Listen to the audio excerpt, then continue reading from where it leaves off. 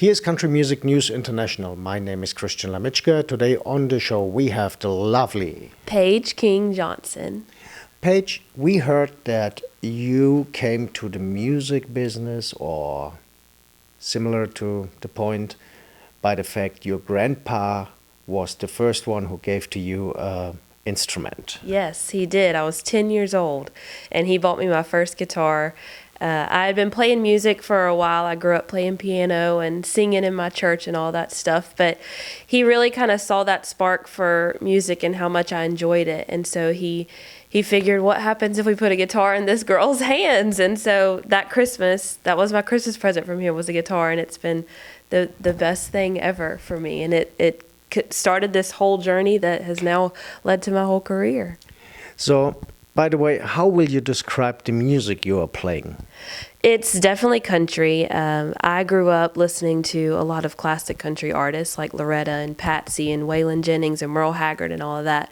So my music is definitely more classic leaning with, modern topics of writing, but definitely more of the modern or the classic stuff.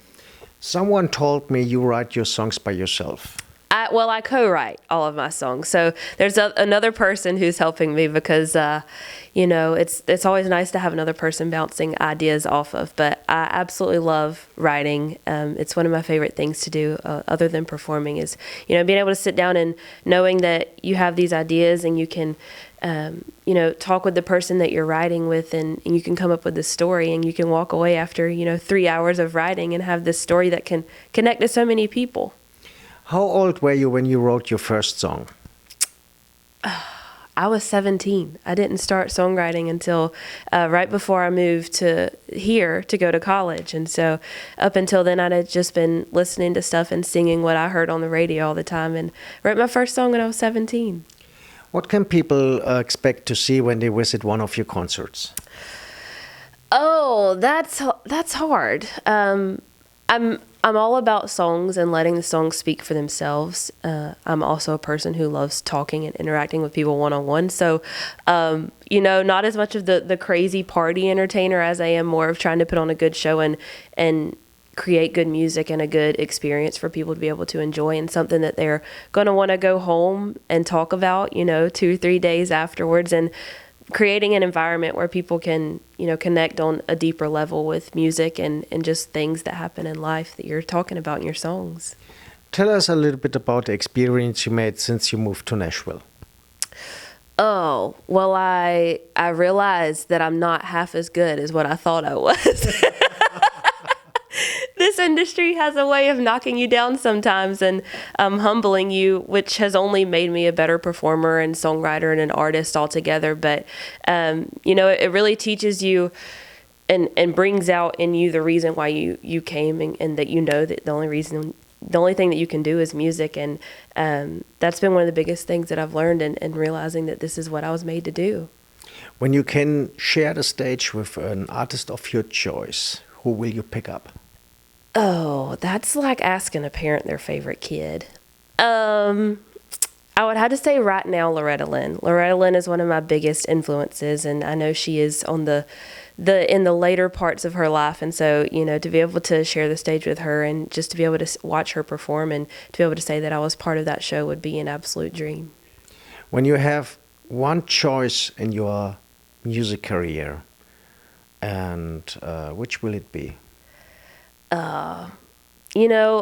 I say as long as I can keep doing this and, making a career that's both fulfilling to me and that people keep coming out to shows and they keep connecting to songs and that they keep, wanting more from me. I feel like that to me is knowing that I'm doing a good job and that I should keep doing this.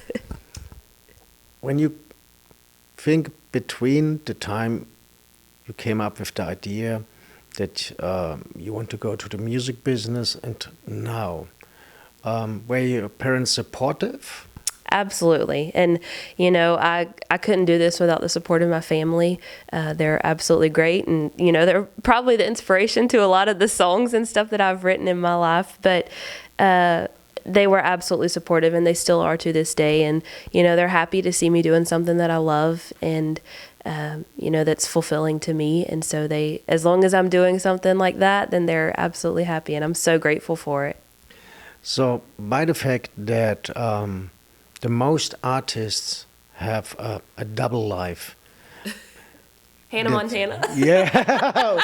Well, I don't want to come to this point, but fact is that they make a living with a different job, and music career is something which goes at the weekend. Mm-hmm. So what are you doing to make a living? Well, a lot of stuff, honestly. I do a lot of stuff online, so a lot of emailing jobs and stuff like that. And then I love dogs and cats, and so I do a lot of pet sitting here in Nashville as well to kind of, being a musician, you need an escape to be able to kind of get your mind off of it and get out of that mode for a little while so that you can live life and have something to write about. And so that's my escape from that. So, folks, here is what you can do. If you want to have a singing dog, you can get some lessons from her for your dog, and she will take care also about the dog. And if you want to check her out, the best way is my website, which is paigekingjohnson.com, and it has all my social media and everything there. Or you stay here on Country Music News International. We keep you posted. Have a good day here from Nashville, Tennessee.